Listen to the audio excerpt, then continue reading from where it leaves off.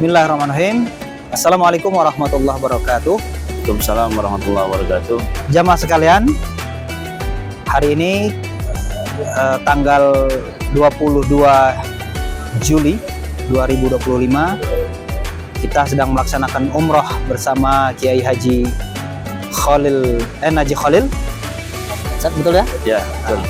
Insyaallah perjalanan ibadah umroh kita sudah kita laksanakan mengunjungi Masjid Nabawi sebelum kita berkunjung atau melaksanakan ibadah umroh di Tanah Suci Makkah Al-Mukarramah yang insyaallah nanti juga akan dibimbing oleh Kiai Haji Naji Khalil insyaallah. Alhamdulillah ini para jamaah berkesempatan dibimbing langsung oleh Kiai Haji Naji Khalil. Mudah-mudahan ini membawa satu kesempatan yang memang berharga ketika dibimbing oleh Al-Mukarram Kiai Haji Naji Khalil. Nah Ustadz, ini kita sudah 4 hari melaksanakan ibadah umroh atau ziarah tepatnya ya di Masjid Nabawi ini. Kira-kira hikmah dari ziarah ini apa Ustadz? Ya. Assalamualaikum warahmatullahi wabarakatuh. Dalam sebuah hadis Nabi dikatakan al-umrah ilal umrah kafarah lima bainahuma wal hajjal mabrur laisal jaza ilal jannah. Tidak lain salah satu niatan seseorang ingin melaksanakan ibadah umrah itu ingin melebur dosa. Namanya manusia pasti banyak dosanya. Maka dari itu banyak orang yang ingin melaksanakan ibadah umrah ataupun haji, niatannya yang pertama adalah mendekatkan diri kepada Allah Subhanahu wa taala dan mudah-mudahan segala dosanya diampuni oleh Allah Subhanahu wa taala. Di sini di Masjid Nabawi itu termasuk tempat yang sangat mulia, sangat mustajab. Di sini ada raudhah. Dalam hadis dikatakan ma baina baiti wa mimbari raudhah min riyadil jinan. Antara rumahku yang sekarang adalah makam Rasul sallallahu alaihi wasallam dan mimbar itu merupakan raudhah min riyadil jinan, taman dari taman surga. Dan raudhah itu merupakan tempat yang mustajab. Jadi jamaah umroh ya sayang sekali kalau misalkan sudah datang ke Masjid Nabawi kemudian tidak berkunjung ke raudhah. Ya. Karena mudah-mudahan dengan kita ziarah ke raudhah, kita berdoa di raudhah, mudah-mudahan Allah Subhanahu wa taala kabulkan segala hajat kita, Allah Subhanahu wa taala kabulkan segala doa-doa kita dan ampuni segala dosa-dosa kita. Memang ibadah umrah itu khusus untuk orang-orang yang hatinya tersentuh ya. Jadi ibadah umrah itu bukan untuk orang yang kaya, bukan untuk orang yang sudah dewasa atau apa ya, ataupun yang kuat, bukan. Tetapi ibadah umrah adalah untuk orang-orang yang benar hatinya terpanggil untuk bisa ziarah ke Tanah Suci. Panggilannya Ustaz ya? Panggilan ya. Banyak orang yang secara ekonominya biasa-biasa saja, tapi kalau Allah sudah memanggil, ya sudah. Bisa dilaksanakan. Mampu. Makanya sering kita melihat ya, ada beberapa orang secara ekonomi, ini kayaknya nggak mungkin ini bisa berangkat umroh, tetapi apa? Dengan izin Allah, mereka bisa datang ke Tanah Suci. Ya, seperti halnya ketika kita ingin ziarah ke makam Rasul. Ya, ini kuncinya nih, banyak-banyaklah kita baca sholawat. Insya Allah dengan kita baca sholawat, kita meminta kepada Allah Subhanahu wa taala dengan wasilah Nabi Muhammad sallallahu alaihi wasallam, insya Allah mudah-mudahan Allah kabulkan dan mudah-mudahan beliau semua bisa berangkat menuju ke Tanah Suci, bisa ziarah ke makam Rasul sallallahu alaihi wasallam dan bisa melaksanakan ibadah di tempat yang mustajab ini. Amin. Jadi itu salah satu hikmahnya Ustaz ya. Alhamdulillah. Nah, kalau tadi berbicara hikmah ini sama umroh ini. Nah, ini kan kita melaksanakan kita berkunjung ke Madinah ini tentu kalau umroh itu di Makkah ya, di Masjid Al-Haram. Nah, kalau di Masjid Nabawi ini kira-kira rutinitas yang biasa dilakukan oleh jamaah itu apa Ustaz? Ya. Biasanya kalau di Masjid Nabawi itu kita selalu menganjurkan kepada jamaah agar bikesarul ibadah fil haram ya, memperbanyak ibadah di Tanah Suci ini, khususnya di Masjid Nabawi. Karena apa? Sholat di Masjid Nabawi itu pahalanya itu ka'alfi sholat fi masjidil akhir. Nabi mengatakan salatu fi masjidi ka'alfi salat fi masjidil akhar. Salat di masjidku yaitu Masjid Nabawi itu pahalanya 1000 kali seperti halnya salat di masjid yang lain. Di Indonesia ada masjid yang besar Istiqlal. Satu salat di Masjid Nabawi bandingannya dengan 1000 salat di masjid Istiqlal. Apalagi di Masjidil Haram, wassalatu fi Masjidil Haram mi'ata alfin wasalatu fi Masjidil Akhar. 100.000 Haram kali lipat. 100.000 kali ya. Masya Allah. Seperti halnya di masjid yang lain. Makanya saya mengajak kepada jamaah ketika nyampe di Madinah jangan tidur-tidur di hotel saja. Betul. Karena enak tempatnya AC, kemudian makan hotelnya sampai enak, bagus. hotelnya bagus ya. Jadi jangan malah tidur di kamar saja, terlena ya. Jadi banyaklah ke masjid, banyak ibadah di masjid, kemudian sholat apa saja, sholat sunnah boleh ya, sholat duha, kemudian sholat hajat, kemudian sholat tasbih ataupun sholat witir, silahkan memperbanyak ibadah selama di Masjid Nabawi. Sehingga seperti itu, Ustaz. Kalau mungkin bisa saya nambahkan ini, Ustaz, mungkin Boleh. akan sangat rugi kalau kita berangkat umroh sudah mengeluarkan uang puluhan juta, tapi tahu-tahunya kita hanya tidur di hotel di sini santai-santai. Masalah itu ya. Itu, Ustaz. Rugi ya, Ustaz. Rugi, itu sangat rugi sekali ya. Betul. Makanya jangan sia-siakan kesempatan selama kita berada di tanah suci ini, baik itu di Masjid Nabawi ataupun di Masjidil Haram. Sehingga seperti itu ya.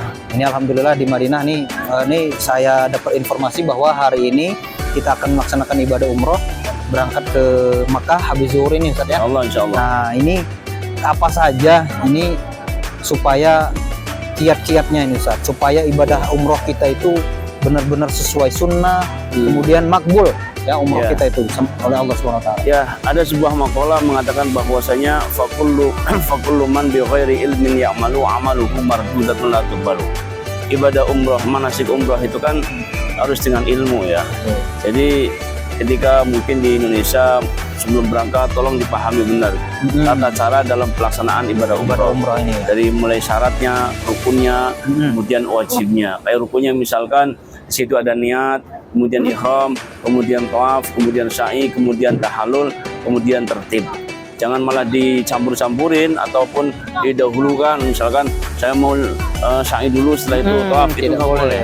Nah, kemudian termasuk larangan ihram. Nah, ini bisa menjadi kiat agar kita tolong perhatikan larangan ihramnya.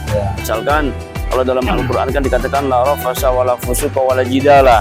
Ketika kita sudah pakai ihram, tolong ya agar ibadah kita itu bisa diterima oleh Allah Subhanahu wa taala, ibadah kita itu sempurna, tolong perhatikan larangan ihramnya. Kita nggak boleh potong kuku selama dalam perjalanan kita melaksanakan ibadah umroh ya. Kemudian nggak boleh cabut rambut. Kalaupun mau cabut rambut, potong kuku, ya sebelum kita memakai pakaian ihram dan sebelum kita niat. Makanya tolong diperhatikan. Yang jelas apa? Ininya, hatinya terlebih dahulu ditata ya. Terlebih dahulu ditata. Jangan ya kita niat semata-mata karena ingin dipandang kaya ataupun dipandang ahli ibadah oleh orang-orang sekitar. Itu sudah tidak benar niatnya. Tetapi apa? Ilahi Rabbi wa ridhoka matlubi wa anta maksudi. Yang pertama adalah jangan sombong. Pertama niatnya apa? Ini saya beribadah semata-mata untuk mendapatkan ridho dari Allah Subhanahu wa taala. Dan tujuannya, maksudnya apa? Tujuannya adalah ingin mendekatkan diri kepada Allah Subhanahu wa taala. Insyaallah dengan kita melakukan itu, insyaallah Allah ijabah dan Allah jadikan ibadah umrohnya umratan makbulatan wa mabruratan. Amin ya rabbal alamin. Nah, ini Ustaz, timbul juga ada pertanyaan-pertanyaan ini, Ustaz. Di antaranya, apa benar berdoa katanya kalau kita umroh nih? Kalau di Madinah itu ada Raudhah, kalau di Mekah itu ada Multazam dan ada beberapa tempat-tempat lain. Nah, kalau umroh itu kadang-kadang ada orang yang memang niatnya umroh itu memang supaya doanya dikabulkan oleh Allah Subhanahu wa taala. Nah, seberapa besar Ustaz kemungkinan untuk dikabulkan oleh Allah Subhanahu wa taala itu? Kira-kira bisa nggak kita ketahui, Ustaz? Kalau masalah dikabulkan atau tidak, itu hak prerogatif Allah ya. Jadi itu hak Allah. Yang jelas namanya manusia itu kan berdoa. Ya berusahalah. Tetapi kalau misalkan ya ketika seseorang sudah berusaha berdoa ya di tempat yang mustajab, di depan Ka'bah ataupun di Raudhah, ternyata Allah belum mengabulkan. Kata Al-Imam Ibnu Athaillah As-Sakandari apa? Jangan karena keterlambatan doa yang engkau panjatkan kepada Allah Subhanahu wa taala menyebabkan engkau berputus asa. Fa huwa duminalaka al-ijabah. Sesungguhnya Allah telah menanggung kapan diijabahnya doa tersebut. Fil waqtil ladzi yurid la fil waqtil ladzi turid. Di waktu yang Allah inginkan, bukan di waktu yang kita inginkan. Intinya la ta'asu la ta'asu, jangan putus asa ya. Tapi insya Allah sih mudah-mudahan ya ini tempat yang mustajab. Insya Allah mudah-mudahan Allah kabulkan doanya, dan mudah-mudahan kalau kita tadarruan ilallahi subhanahu wa ta'ala, mudah-mudahan Allah mengijabahi segala doa-doa kita. Amin ya rabbal alamin. Tapi ini ada Ustaz, mungkin ini hikayah tahadduts bin nikmah aja Ustaz. Ya, boleh. Tahun 2007 itu saya haji pertama Ustaz. Ya. Nah, jadi saya niat berdoa di Masjidil Haram. Ketika itu saya alhamdulillah bisa masuk ke dalam Hajar Aswad, dan saya berdoa di situ Ustaz. Saya sudah lama mencari istilahnya pasangan hidup, nggak ketemu Ustaz, batal terus. Ketika saya berdoa di situ, saya pulang dari haji menunggu berapa bulan, dapat Ustaz, alhamdulillah. Nah, itu bukti dikabulkan ini Ustaz. Seperti itu ya. Alhamdulillah Ustaz. Iya ini. Ya, betul. Jadi jangan remehkan ya doa di tempat yang mustajab ya. Alhamdulillah. Kan kalau kita melihat ada beberapa hal yang bisa menyebabkan dikabulkan doa, termasuk salah satunya adalah min haitsu al makan. Dari segi tempatnya, ini tempat insya Allah mustajab ya. Medina, Mekah, ada Raudhah, kemudian ada Ka'bah, kemudian apa? Min haitsul waqti ya. Dari segi waktu ya. Kapan waktu itu? Kapan waktu-waktu diijabahi? Kan dalam sebuah hadis dikatakan Allah yunazzilu minas sama fi akhir sulusul lail. Jadi di sepertiga malam ya. Misalkan jam 1, jam 2 silahkan tahajud berdoa kepada Allah Subhanahu wa taala. Mudah-mudahan Allah Subhanahu wa taala mengabulkan segala doa-doanya. Kemudian yang ketiga nih, min haitsul ihtisasiyah, khususnya bagaimana? Innallaha thayyibun la yaqbalu illa thayyib. Allah itu maha suci. Jadi kalau kita mau berdoa meminta kepada Allah Subhanahu wa taala, sucikan badan kita dengan apa? Dengan cara kita berwudu ya. Jadi ya, selepas sholat kita berdoa meminta kepada Allah Subhanahu wa taala, insyaallah Allah ijabahi doa kita. Insyaallah. Alhamdulillah Ustaz, ya, ini sangat berharga sekali waktu kita hari ini. Mudah-mudahan ibadah umrah yang Ustaz bimbing, jamaah semuanya puas, jamaah semuanya betul-betul dapat melaksanakan ibadah umrah sesuai dengan sunnah-sunnah Rasulullah. Saya Ahmad Al-Akhran selaku mewawancarai Kiai Haji Ustadz Najih Khalil undur diri, dan kami mengucapkan kepada seluruh jamaah selamat menjalankan ibadah umrah.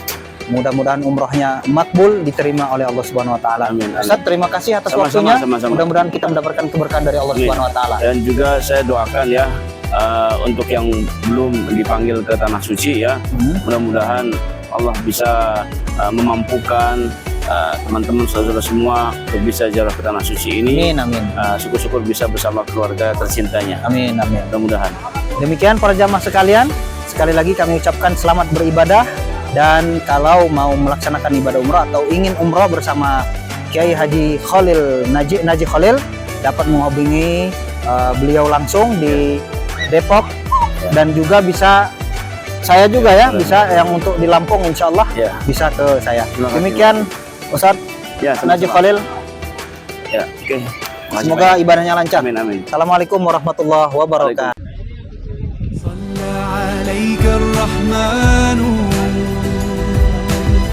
أزكى الصلاة والسلام يا ربي ارفع مقامه دوما في كل مكان سيد